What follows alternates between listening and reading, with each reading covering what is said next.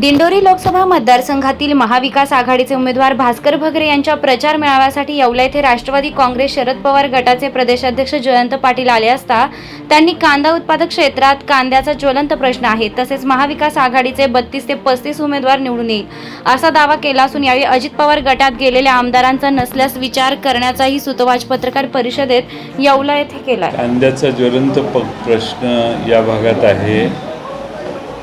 नगर, नाशिक, जळगाव सगळ्या कांदा उत्पादक भागामध्ये पुणे शहर जिल्ह्यात आहे। सर्व ठिकाणी कांदा उत्पादकाला प्रचंड असा तोटा केंद्र सरकारच्या धोरणामुळे मागच्या 6 महिन्यात सहन करावा लागतोय। आता आज येऊन मोदी साहेब काहीतरी आश्वासन देतील किंवा काहीतरी सकारात्मक बोलतील, पण त्याला आता अर्थ नाही। पूर्ण वेळ निघून गेलेली आहे। कांदा उत्पादकांना नुकसान झालेलं आहे आणि केंद्र सरकारच्या शेतकऱ्यांची जी धोरणं आहेत त्याच्याबद्दल केंद्र सरकारच्या सगळे धोरणं चुकीच्या पद्धतीनं झाल्या। ज्या ठिकाणी शेतकऱ्यांचं उत्पन्न दुप्पट होईल असं आश्वासन दिलं तिथं शेतकऱ्यांचा खर्च दुप्पट झाला, कारण खतं महाग झाली। सगळ्या अवजारांच्यावर आणि खतांच्यावर GST लावण्यात आला आणि शेतकऱ्यांना भरडण्याचं काम मागच्या 5 वर्षात केलं। त्यामुळे महाराष्ट्रातच नाही तर भारतातला शेतकरी भारतीय जनता पक्षाचे विरोधी आज काम करतो केलेलं आहे।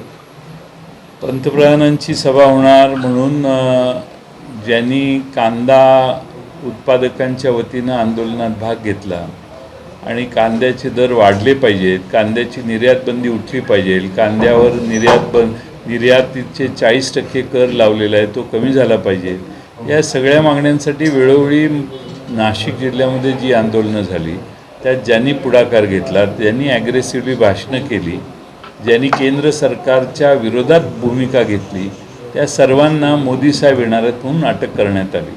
आज याच वेळी नाशिक जिल्ह्यामध्ये वणीला सभा आहे पवार साहेबांची आणि उद्धव ठाकरेंची नाशिकला सभा आहे।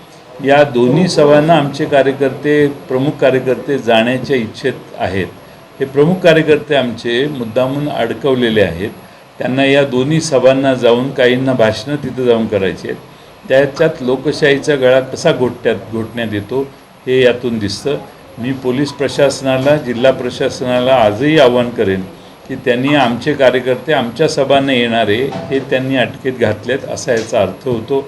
आमच्या सभा चांगल्या होऊ नयेत, आमच्या सभेत गर्दी जमू नये म्हणून पोलीस प्रशासन बळाचा वापर करते। ही यातला कोणीही माणूस हा नरेंद्र मोदींच्या सभेला जाऊन तिथं गोंधळ करणार नाही, कारण नरेंद्र मोदी आणि भारतीय जनता पक्ष यांच्या विरोधात पूर्ण जिल्हा केलेला आहे। त्यामुळे त्यांच्या सभेत जाऊन त्या ठिकाणी काही करण्याची आज आवश्यकता आम्हाला कुणाला वाटत नाही। तर शरद पवार साहेबांचे आणि उद्धव ठाकरेंचं म्हणणं ऐकण्यासाठी हे सगळे कार्यकर्ते त्या ठिकाणी जाणं आवश्यक आहे। प्रशासनाने यांना मुक्त करावे आणि त्या प्रचंड प्रमाणामध्ये पाऊस पडतोय आणि सर्व ठिकाणी आम्ही ज्या ठिकाणी निवडणुका लढवल्या तिथं आम्हाला वाईट अनुभव आला। शेवटच्या 2-3 दिवसात सर्व प्रकारचा अवलंब होतो आणि निवडणूक आयोग डोळे बंद करून बसतो। कोणताही सरकारी अधिकारी किंवा पोलीस यंत्रणा त्याच्या बाबतीत कुठेही तक्रार करून देखील जात नाही। त्या ठिकाणी जाऊन कुठल्याही अशा प्रकारचं कोड ऑफ कंडक्ट ब्रेक करणारे लोकांच्या विरोधी कोणतीही कारवाई प्रशासन करत नाही, ही आमची प्रमुख तक्रार आहे। आणि अनेक तक्रारी निवडणूक आयोगाकडे आम्ही केलेल्या आहेत। बीडमध्ये तर परळीमध्ये आमच्या तिथल्या उमेदवारांनी रिपोलची देखील मागणी केलेली आहे, पण त्या ठिकाणी बीडचे जिल्हा प्रशासन आणि निवडणूक आयोग त्या बाबतीत कोणतीही कारवाई करत नाही। आता काय झालं आहे की पुलाखालून बरंच पाणी वाहून गेलेलं आहे। नवे चेहरे आमच्या पक्षात आता पुढे यायला लागलेले आहेत। तरुण मुलं त्या मतदारसंघातली अतिशय चांगलं काम करत आहेत। त्यामुळं आम्हाला अजिबातच त्या ठिकाणी पर्याय नसेल तर तुम्ही म्हणताय त्या पर्यायाचा कदाचित विचार होईल, पण जवळपास 70-80% जागा जिथं आम्ही लढणार आहोत तिथं आता नवी जनता, नवी कार्यकर्ते, नवे चेहरे पुढे यायला लागलेत आणि तरुणांना संधी देण्यासाठी राष्ट्रवादी शरदचंद्र पवार पक्षाचे नेते शरद पवार साहेब हे नेहमीच पुढे राहिलेले आहेत। आम्ही कशातून पुढे आलो तर 99 साली आम्हा सगळ्यांना संधी दिली.